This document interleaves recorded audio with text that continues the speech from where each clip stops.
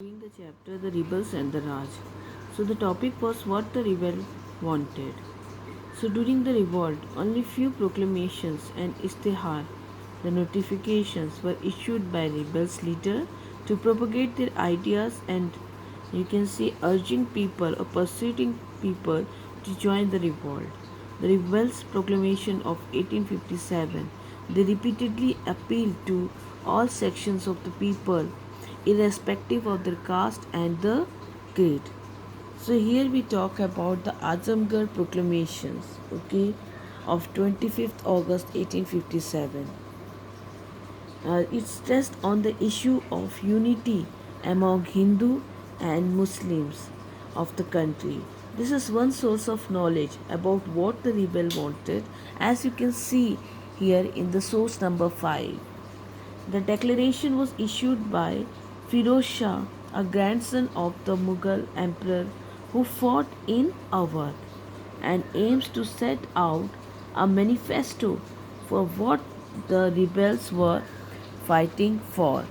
So here you can see this is a proclamations, okay, which is issued by whom? Firoz Shah for the peoples, okay. Here, the Istihad is secular and largely democratic in tone, appealing to both the Hindu and the Muslims. Okay, and here you will see that who are being ruined under the oppressive rules. Okay, that is, you can see, and under the treacherous English. Okay, moreover, its main appeal is to economic sentiments, lying out in great details how the British had ruined the each class of citizens, the jamidar, the merchant, the servants, the soldiers, the artisans, and promising them. Here the ruler is promising them for a better life after the revolution. So the original document that was published in Urdu has been lost to us. However, in English translations, this is published by the British in the Daily Gazettes on 29 September 1857. It survives. So here you can see is the entire text. Okay, the Azamgarh proclamations we are talking about, है ना, 25th August 1857. This is the one source of our knowledge that what the rebels wanted. Okay, it is well known to all that in this age the people of Hindustan, okay, both Hindu and Mohammedan. So here is talk about in this age is the time period of 1857 when the people of Hindustan, who are the people of Hindustan, the Hindu and the Muslims, okay, Mohammedans, are being growing under the tyranny and oppression of the infidel and treacherous English. So you can see that they were under the tyranny of whom? The Englishman. Okay, their oppressive rules, okay, that were exerted under this authority. And here you can see that this infidel infidel is what जिसको हम अधर्मी कहते हैं, ये अधर्मी लोग, okay, ये षड्यंत्रकारी अंग्रेज. It is their for the bounded duty of all wealthy people of India. तो ये क्या है? The peoples were obliged, okay, specially who are obliged? All the wealthy peoples of India, especially those who have any sort of connection with the Mohammedans royal families and are considered the pastors and the masters of their people. So it is the of duty of all the wealthy people of India, whoever are connected with the royal families and are considered the pastors here.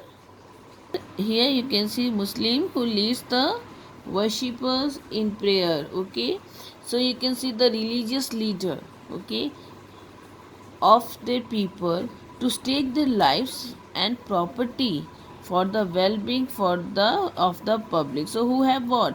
Risked their life and property for the well-being of the people.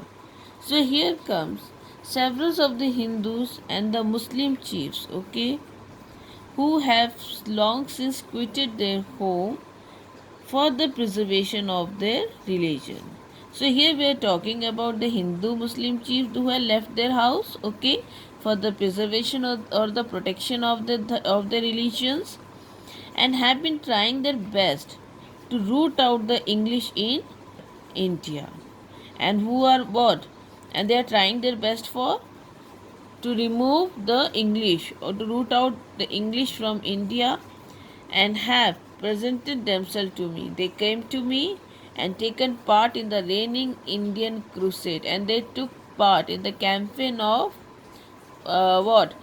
You can see Indian crusade, the campaign of social, political, and you can say religious changes. Okay, that took place after the revolt, and it is more than probable, है ना, that I shall very shortly receive succors from the west.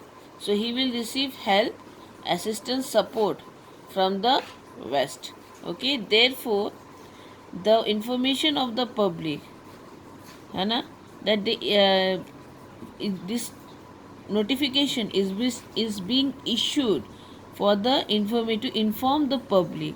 The present istihar, you know, consisting of several sections. Several sections here to it's addressed to the different class, is put in circulation, and it is imperative duty. It is very important duty of all to take into their careful consideration, okay, and abide by it. So they have to take it in consideration, and then they had to follow it. Then parties anxious to participate in the common cause, okay, common cause here is the revolt of 1857. They were anxious, the parties, but they were having no means, no source to provide for themselves. So how they will fight? They don't have any idea or any sources. Shall receive their daily subsistence, okay, from me. If they will participate, they will get daily subsistence, daily livelihood sources, as well as he will provide food for them. And it is been known to all from that ancient work, okay, both of the Hindus and the Mohammedans, the writings of miracle work and the calculation of the astrologers Pandits. So here he is predicting that very soon what? All agree in asserting that the English will no longer having any footing in India or elsewhere. So here is the prediction by the ruler that very soon the English will be uprooted from India and they will no longer stay here. So therefore it is incumbent on all to give up the hope of continuation of British sway. So here it is necessary for whom? It is necessary that they should give all hope that there will be no continuation of British control or influence in future or now onward. So side with me, come with me, and deserve the consideration of Basahi and get the benefit or goodwill of the king, okay, or imperial governments by the individual exertion in promoting the common goods and thus attain their respective end. Okay, so here you can see by the individual its efforts, okay, they have to promote the common goods here and attain their respective ends. They have to achieve their what?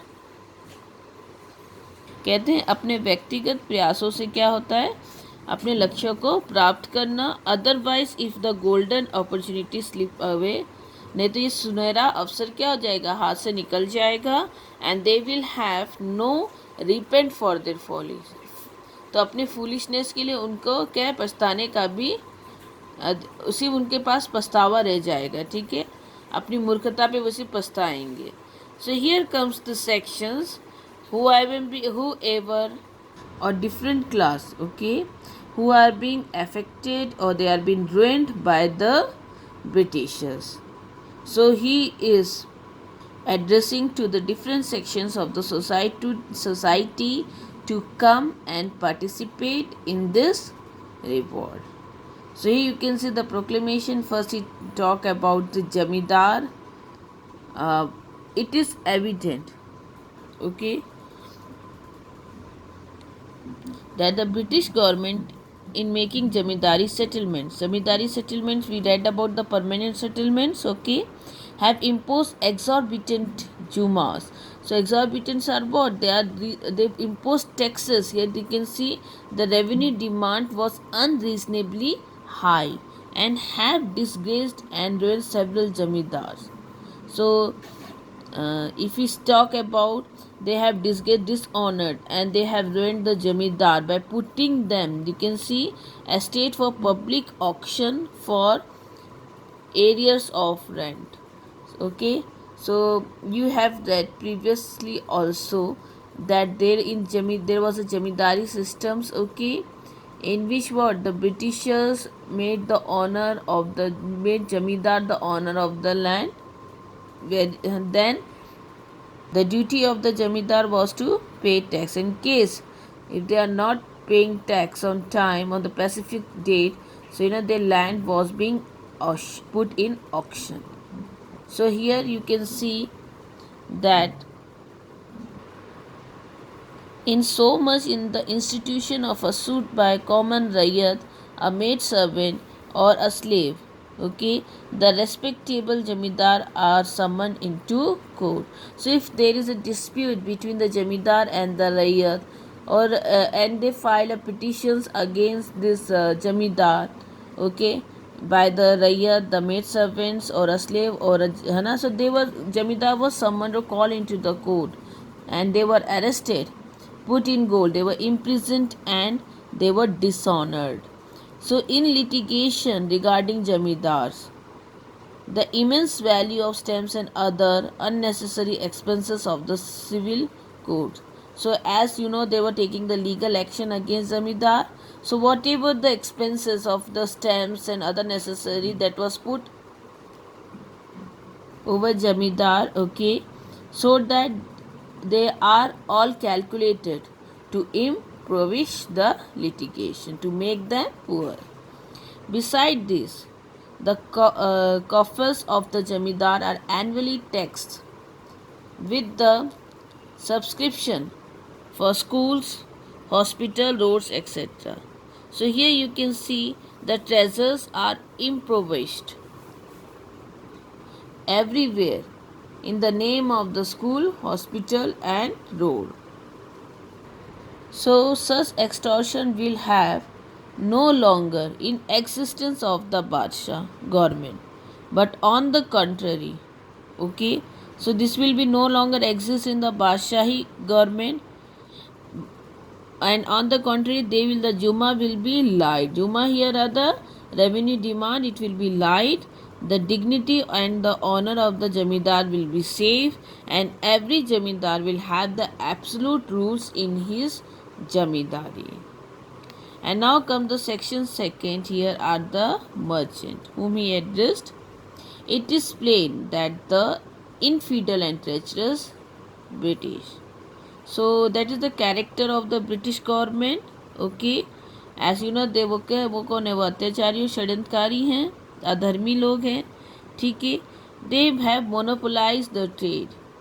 So you can see they have control and possession on the trade, on the this trade, and of all the fine and valuable merchandise. So whatever fine and valuable goods are there who has value, they have monopolized the goods, such as the indigo, the cloth and other articles of shipping. So they are leaving only the trade of trifles to the people. It means less valuable and less important things were under our people or the trader to trade. The small items were kept under the trader who can trade. And here you can see Beside this, the profit of the trader are taxed. Okay. Beside this also, the profit of the trader was taxed with postages, tolls and subscriptions for school, etc. So whatever profit they earn, it was taxed or with the postage, with the toll or the subscription here is for the fund for the school, etc. Notwithstanding all this concession, in spite of this concession, the merchants are liable to imprisonment and disgrace at the instance or complaint of a worthless man. You can see that beside this concession, the merchant here are liable, okay, to imprisoned or dishonored at the instance of any complaint. So if there is any complaint, the Britishers were ready to punish them or imprison them. Okay.